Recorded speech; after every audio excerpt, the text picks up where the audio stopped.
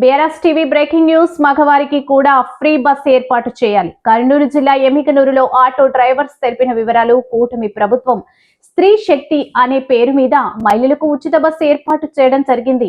అందులో భాగంగా మా ఆటో డ్రైవర్లకు చాలా ఇబ్బంది కలుగుతుంది. అందరూ ఫ్రీ బస్ లో వెళ్తే మా ఆటో వాళ్ళ పరిస్థితి ఏంటి? ఫైనాన్స్ లో ఆటోలు తెచ్చుకుంటూ జీవనం గడుపుతున్నాం. ఇప్పుడు కూటమి ప్రభుత్వం ఫ్రీ బస్ ఏర్పాటు చేయడం వల్ల మేము చాలా నష్టపోతాం. అలాగే కేవలం ఆడవాళ్లకు మాత్రమే ఫ్రీ బస్ ఏర్పాటు చేయడం సరికాదు. మేము ఓటు వేశాం, మా ఆడవాళ్ళు ఓటేశారు, మా అన్నదమ్ములు అందరూ ఓటు వేశాం కాబట్టి మగవారికి ఫ్రీ బస్ ఏర్పాటు చేయాలి అంటూ ఆటో డ్రైవర్స్ ఆవేదన వ్యక్తం చేశారు. మేము ఓటేసాం, మా పిల్లలు ఓటేపించాము, మా బ్రదర్ సిస్టర్స్ అందరూ ఆల్ మా ఫ్యామిలీ అంతమంది. ఏ పేరు నీ పేరు? నరసింహాచారి. ఎక్కడ ఉంటారు మీరు? ఎమ్మెనూరు. ఏం పని చేస్తారు? Auto driver. ఓకే, మీ సమస్య చెప్పండి. మా సంస్థ శ్రీ శక్తి అని నారా చంద్రబాబు నాయుడు గారు, డిప్యూటీ సీఎం గారు, కూటమి ప్రభుత్వము స్త్రీ శక్తి ఫ్రీ బస్సులు ఇచ్చింది. కానీ మాకైతే ఆటోలకి చాలా ఇబ్బంది అవుతుంది. అందరూ ఫ్రీగా ఆటో బస్సులో పోతే మేము ఆటో ఇప్పుడు లక్షలు 5 లక్షల రూపాయలు పడుతుంది ఆటో. మా జీవనోపాధి 99% ఖరాబ్ అయినట్లే. ఇంకా వాళ్ళకేస్తే మీకెందుకు ఫ్రీ?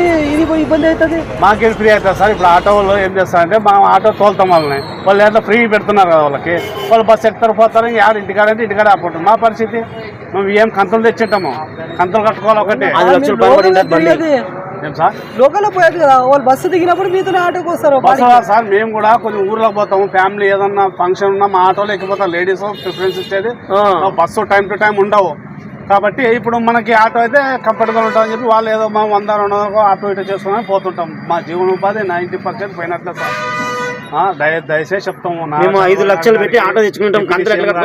ఆటో డ్రైవర్ల గురించి కొద్దిగా దృష్టి సారించి మాకేదో ప్రత్యామ్నాయం చేయాలని చెప్పి కోరుకుంటున్నాం. వాళ్ళు ఓటు వేయలేదా సార్? మేము కూడా ఓటు వేసినాము, మేము కూడా ఓటు వేయాలని చెప్పి మేము కూడా చెప్పినాము. కూటమి ప్రభుత్వం ఓటు వేయండి అన్నాము. కానీ ఇప్పుడు మా జీవనోపాధి మీద కొడుతున్నారు కాబట్టి ఖచ్చితంగా వాళ్ళు కూడా ఏదో ఒకటి ఆలోచన చేసి ప్రత్యామ్నాయంగా చేయాలని కోరుకుంటున్నాను అన్నాడు. ఇప్పుడు నేను, నా భార్య, నా పిల్లలు పోతున్నాము. ఇప్పుడు ఆటో వాళ్ళంటే నా భార్యను బస్సు ఎక్కించి 1 గంట 2 గంటల తర్వాత నేను వేరే బస్సు పుడుకొని పోవాలంటే వాళ్ళు ఏడ ఉండాలా, మేము ఏడ ఉండాలా, మేమందరం ఎప్పుడు కలాలా? ఇప్పుడు ఏం చేయాలంటే వాళ్ళకి కూడా ఆలోచన చేయాలా?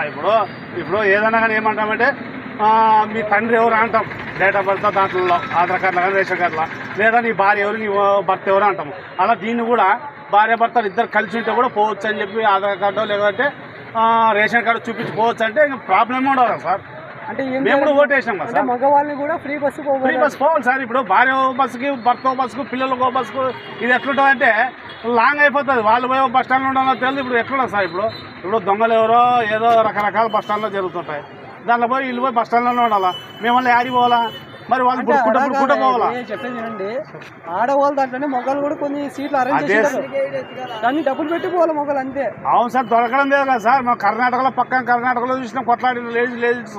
తర్వాత తెలంగాణలో కొట్లాడిని చూసినాం. రైకలు చెప్పుకుని నెత్తులు చూపుకుని లాస్ట్కి ఓర్పు ప్రమాదకరంగా హాస్పిటల్లో కూడా జాయిన్ అయ్యారు సార్. బట్ ఇప్పుడు ఏం జస్ట్ సార్ ఇంకొక 3-5 డేస్ చూడండి మీరే, మన రాష్ట్రం తెలుగు రాష్ట్రంలో కూడా ఆంధ్రప్రదేశ్లో కూడా ఎన్ని జరుగుతాయో మీకే అర్థమవుతుంది. ఇప్పుడు ఏం చేయాలనుకున్నావే? ఏం లేదు సార్, చేస్తే అందరికీ ఉంటే ఎక్కిపోవచ్చు అని చెప్తే ఇంకా అసలు ప్రాబ్లమే ఉండదు. ఇద్దరు ఫ్రీ బస్సు ఉంటే ఇంకా ఎవరు ప్రాబ్లమే ఉండదు. ఇంకా ఇప్పుడు బాగా ఇద్దరు ఫ్రీ బస్సు ఉంటే ఏం టెన్షనే ఉండదు. ఇంకా మేము ఓటేసామా సార్? మేము ఓటేసాం, మా పిల్లలు ఓటేపించాము, మా బ్రదర్ సిస్టర్స్ అందరూ ఆల్ మా ఫ్యామిలీ అంతమంది ఓటేసాం కదా. ఇప్పుడు ఒక్కరికే న్యాయం చేస్తామంటే మాట్లాడతాం కాబట్టి దయచేసి చెప్పేది ఏమంటే చేసి అందరూ న్యాయం చేయండి, లేదా మా ఆటోలో సపరేట్ అని ఏదో ప్రత్యేకంగా ఆలోచన చేయండి. మేము ఆటోల గురించి కానీ చెప్తాం చూడు. మళ్ళీ మా పేరు నరసింహాచారి, ఎమ్మిగనూరు, కర్నూలు జిల్లా. ఆటోలు చూపట్లే.